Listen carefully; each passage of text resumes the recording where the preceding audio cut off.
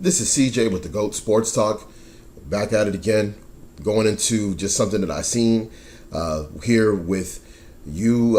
Hey, man, you LeBron James haters, man, have taken it too far. Hey, it's one thing to be supporting a player or whatever, or maybe even root against a player, but there's a point when you just got to stop. And this type of stuff, I can only imagine what would have happened with Jordan had he been able to been in social media during the time he continually could not make it out of the second round, was getting beaten by the Detroit Pistons year after year. If you know what y'all would have been doing, I mean, it's just out of control. The kind of like trolling. This shows you just like there's something different with the hatred towards LeBron versus like any other player. That I've seen. I've seen people that were Kobe haters, and it was very different. Some of the aspects of the hating was different. Jordan haters are not really well documented historically because of the fact that there is no social media. But there were people that were, somewhat talk about Michael Jordan, but really when he wasn't winning championships, he was never the talk of really. He wasn't so much the talk of the NBA as much because during that time it was all about, the other teams and the other great players leading up to the time that they won their championship. So it was like he didn't need to be the story of the league at that time. But with LeBron, man, I mean, with social media, I think that him coming in at a time, in fact, if I'm not mistaken, the draft was like 2003. And I want to say Facebook was created like that same year. So when you're talking about different aspects of like social media gaining ground, that was really during the time of, LeBron being drafted. There's something that has to do with that, but the hatred is on some high level trolling now, It says here, Michael Jordan fan, it's from ESPN. Michael Jordan fan has crying LeBron James tattooed to leg. So this guy put a permanent tattoo, okay? This guy put a permanent tattoo of LeBron James's face, in a sad LeBron James face, on his calf, man. Like, come on.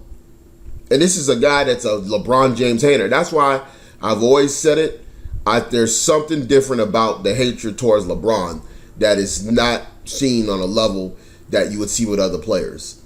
I mean, it's something different, You got people that are LeBron James fans, but the fans of LeBron are no more worse than the fans of Kobe in his heyday. If anything, some of the Kobe fans were out of control too. I mean, and really LeBron James fans more are kind of like almost in a defense mode than an offensive mode. So it's kind of like a bigger difference. Whereas like the Kobe fans, they were more on an offensive mode from what I've seen. And this is from being on social media and also, being a Kobe Bryant fan as well, from an objective perspective, So it's kind of crazy to see this, but it's not surprising because that there's a different element that comes with the hate for LeBron out here. Okay. So it says here, Kalen Gillis has a body full of tattoos that he had inked over the past 12 years, but none of them earned national attention. That was until this week when he had got a crying LeBron James face on his right calf. As I heard from a lot of people that have seen it, Gillis said, no matter what they think, they approach appreciating how well done it is.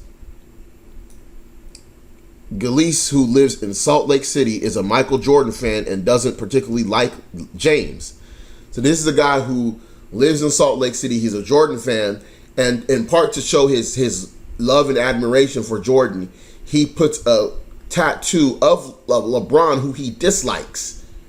That's next level stuff right there. That's next level stuff, and it's just, this is to the point where it just lets you know that if someone is doing something like this, there's no way that someone can have an objective argument about things. Okay, I mean, it's just, you can't do that. This is irrational. This is an emotional. This is high level troll behavior. Okay, and troll behavior comes from wanting attention. Okay, that's what it comes from. He says, I think LeBron is in the top 5 all time, but he's not Jordan. Gilly said, I've just get ticked off by everyone saying that he is, and I absolutely hate how LeBron flops. So here it is. Even LeBron James fans don't even say LeBron James is the greatest of all time. There's a lot of them, from what I've seen, support his path towards greatness, whatever that may be towards the end of his career. But even LeBron James fans, after last year's finals, was like, you know what? He's got to be top 2. He's got to be top 5. And that was what they talked about. They never said, oh, he's got to be better than Jordan.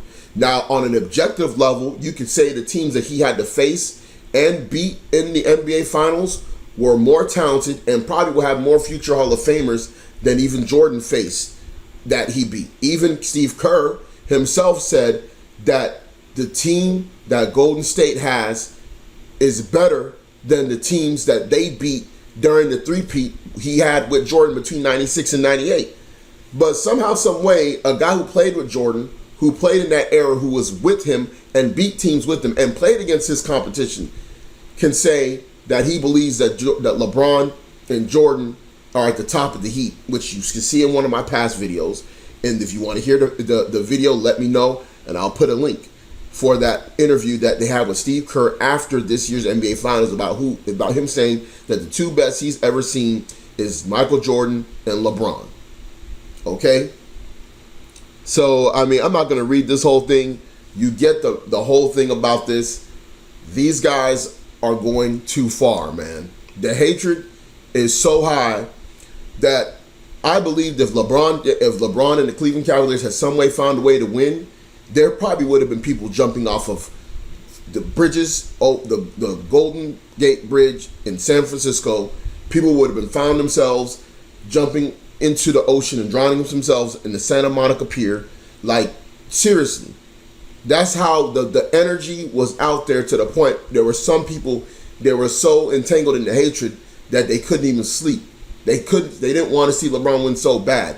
And a lot of still talk about the ramifications of, you know, some of the things, the loss for the Cavaliers, the momentum of, you know, pretty much the Golden State Warriors to possibly win maybe more titles, and how that's going to affect a lot of LeBron James haters. Because guess what? A lot of these LeBron James haters are not necessarily Golden State Warriors fans.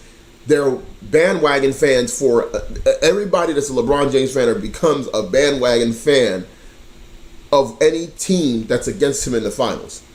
But then reality sets in when the season's over, or when the series is over. Reality sets in, and now even more with Golden State, depending on what they do this year. If they're able to bring a lot of their team back, they're going to come to face reality about what their teams that they really truly support are going to deal with. So, man, we're going to go ahead and close this down. I just wanted to bring this out because, again, hey, these trolls, there's one thing between being a fan and being a troll. And I'm telling you, I've seen it. A lot of people that are LeBron James haters, they border that line between being a hater and a troll.